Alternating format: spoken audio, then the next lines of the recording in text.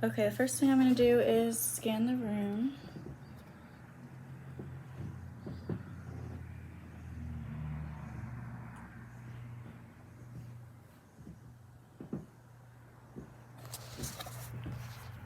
I'm gonna put this here.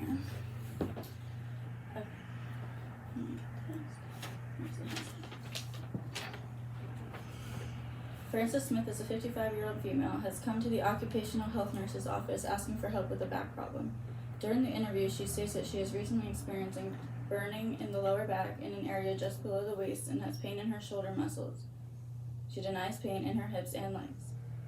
Ms. Smith's job in the manufacturing plant requires her to stand on the assembly line where she puts together small parts from 7 a.m. to 3 p.m. She has 30 minutes for lunch, which she eats in the company lunchroom. She also has 2 10-minute coffee breaks. She states that many life changes are going on right now and she's seeking spiritual counseling and handling needs. She cannot retire for another 7 years. Abnormals from this scenario would be that she has a back problem, she has burning in her lower back, and she has pain in her shoulder muscles. Also that she does have to stand on the assembly line for most of the day from 7 to 3, and that she's having many life changes at the moment. Based on this scenario, I would do a musculoskeletal assessment. So I'm going to use hand sanitizer, and then also pull the curtain for privacy. Can I see your wrist here? Look at your wristband, and can you tell me your name and date of birth? Justin Blake, August 17th, 1991. Okay, that's good. And do you have any allergies? No. Okay. So what I'm going to do is ask you some questions and then do an assessment to help get a better idea of what's going on. Okay, so when did these symptoms start? About 2 weeks ago. Point to where the symptoms are occurring. On my lower back. Okay. And when you're having this symptom, how long does it last for? As long as I'm working, so about 6 to 8 hours. And describe that pain to me. It's like a burning sensation. Feels like it's pulling on my back. Okay, what makes it worse? When I'm working, when I'm bending down and picking up boxes or moving around. And what makes it better? Once I stand up or sit down after work. So, what have you tried to treat this? As of now, nothing. And on a scale from 0 to 10, with 10 being the worst, how much is this affecting your life? A 7. Okay, so now I'm going to do an assessment. So I'm going to put my fingers here in the temporomandibular joint, and can you clench your jaw? I'm feeling for strength, which is normal. And then open and close your mouth. Close it. And I'm feeling for any popping or carpitus, which is none, which is normal. And then I want you to push your chin down against my hand.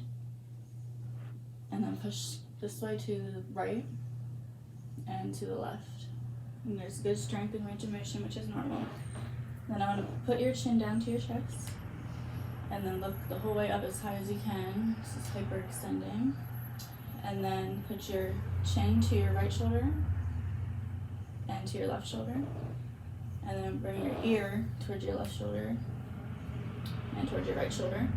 It's good. They don't bring the shoulders up, which is good. It's good range of motion. So now I'm going to look at some of your joints here. So here's your shoulder I'm looking at. Do you have any pain in the shoulder? No. There's no redness, and palpating with the back of my hand. I don't feel any warmth. Any pain in the shoulder? No.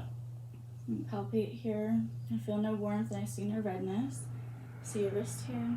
You have any pain here? No. There's no redness. I don't feel any warmth. Look at these fingers. Do you have any pain in your fingers? No. See no redness. Feel no warmth, which is good. Your elbow here. Do you have any pain here? No. I don't see any redness or feel any warmth. I think I forgot this elbow, so I'll go back here. No warmth or redness. You have no pain, just normal. And look at your wrist. Any pain? No. No redness or warmth. Any pain in the fingers? No. No redness or warmth, which is normal. Can you stand up here with me? I'm sure I can see you. A little bit. Okay. Let me turn. Just make sure I can see.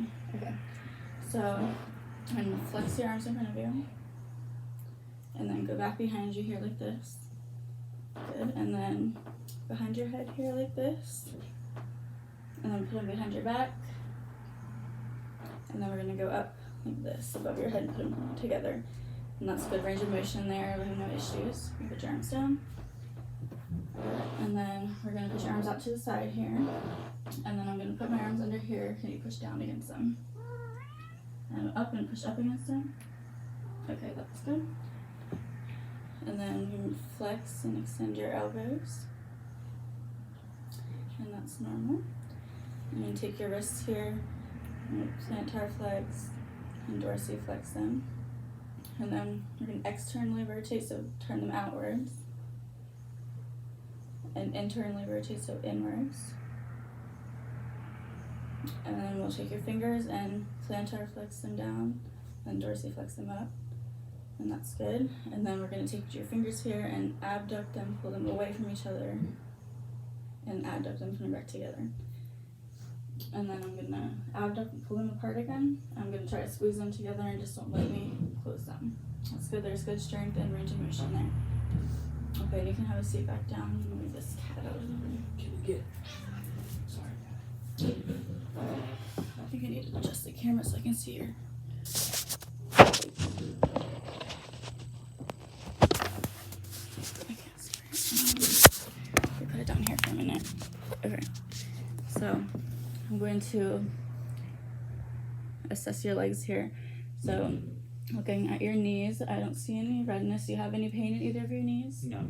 Okay, and I'm gonna feel for warmth. Please go. I don't feel any warmth or see any redness in this one. See no warmth or redness in this one. Do you have any pain in either of your ankles? No, I do not. I don't see any warmth or feel any warmth in either of them or see any redness. What about your toes? Is there pain in any toes? No. Okay.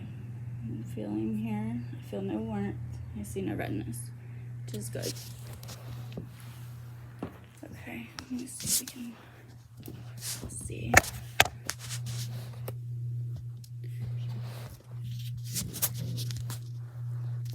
Okay, so all I need to do is bring your knees, extend them, put them straight forward. Good. And you can put them down. And then your ankles, we're going to dorsiflex them, so pull them upwards, both of them. And then push them down to plantar flex them. And that's good. And also for your ankles first, we're going to internally rotate, so turn them inwards, both of them. And then we're going to externally, so outwards. And then for your feet, we're going to plantar flex them, so down, and dorsiflex them, so up. And then I'm going to put my hands under here and push down against them. Good, so there's good strength, there's good range of motion. I'm going to scan the room one more time.